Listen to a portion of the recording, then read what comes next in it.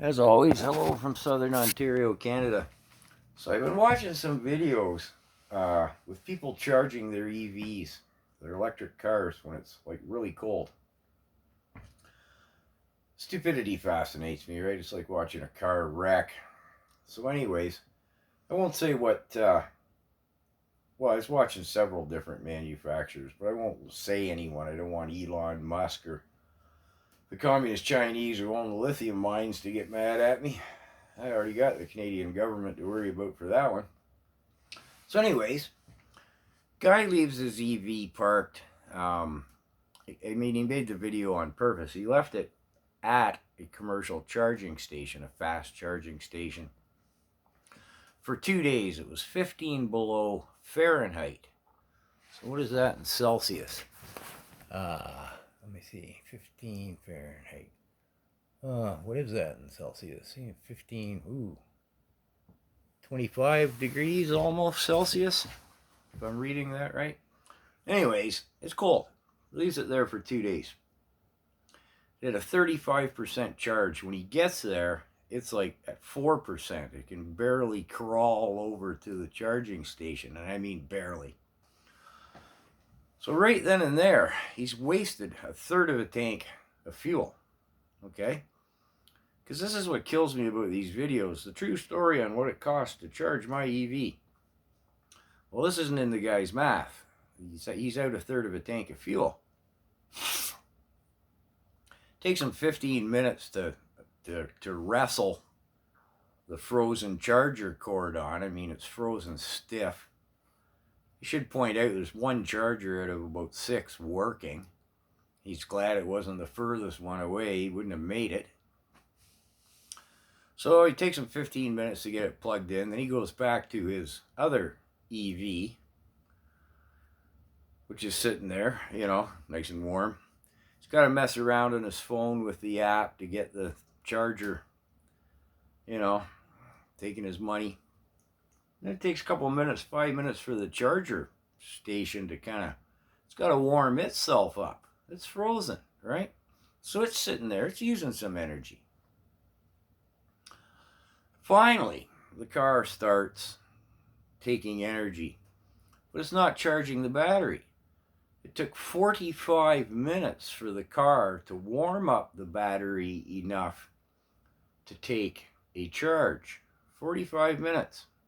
Meanwhile, he's sitting in the other EV car he has, burning fuel. How are we doing on the green thing so far?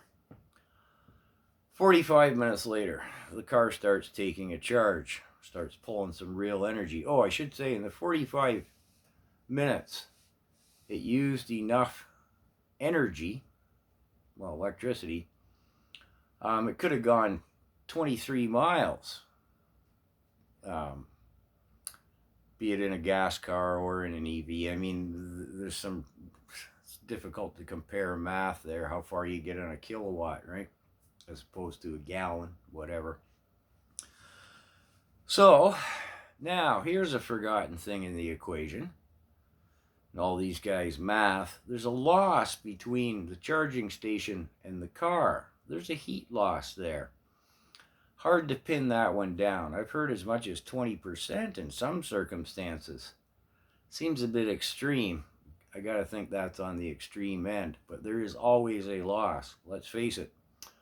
When he's done charging that car, even by the time it warmed its batteries up, that charging cord isn't frozen stiff anymore, and neither's the charging station. It's got a whole bunch of transformers and ballasts and who knows what going on in there. That's all energy lost in the charge. So then he happily reports, okay, it took 2 hours and 20 minutes to charge up from empty. That's not too bad. Well, you've broached 3 hours there, buddy, charging that thing, wrestling with the cord, your phone app. Is that amortized in your fuel costs? Your phone apps, you use 2 different apps. One for the charger, one to access the car, because he doesn't want to sit in it, because it's frozen, to watch the dashboard. He's got an app on his phone, he can monitor what the car's doing. Then the car's still frozen Well, the batteries are fully charged, but he's going to have to leave it plugged in for another 15 minutes. He can't drive away like that. He's got to thaw the car out, the windows and everything. And then his range will be about half as much as if it wasn't frozen cold 15 below. So what's his true charging cost? I mean, he's behind a third of a tank of gas to start with. Well, fuel, energy. In the long run, he's paying for the charging losses due to heat. Hey, the hydro company isn't going to suck that one up. He's paying for it in his kilowatt hour price. Then he gets half as far as he thinks he's going to. Some small costs amortized in off his phone apps. Got to put that one in there. And then the batteries being degraded at nobody quite knows what degree for having sat there getting just about frozen rock solid and then having to struggle back to life.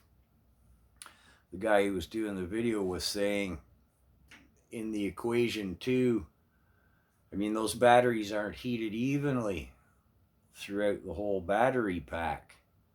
Some cars, the more expensive cars, monitor the battery pack with more sensors and a higher degree of sensitivity in locations than cheaper cars. So how bad of a hit is the battery taking at what temperature from vehicle, make, manufacturer? Well, there's just no way of knowing, but it all shortens the lifespan. And then back to the manufacturers themselves who say, well, you know, after so many miles or years, the thing becomes green because it's using clean energy. Well, in the background where the guy's charging the car is the coal plant, and the batteries aren't recyclable.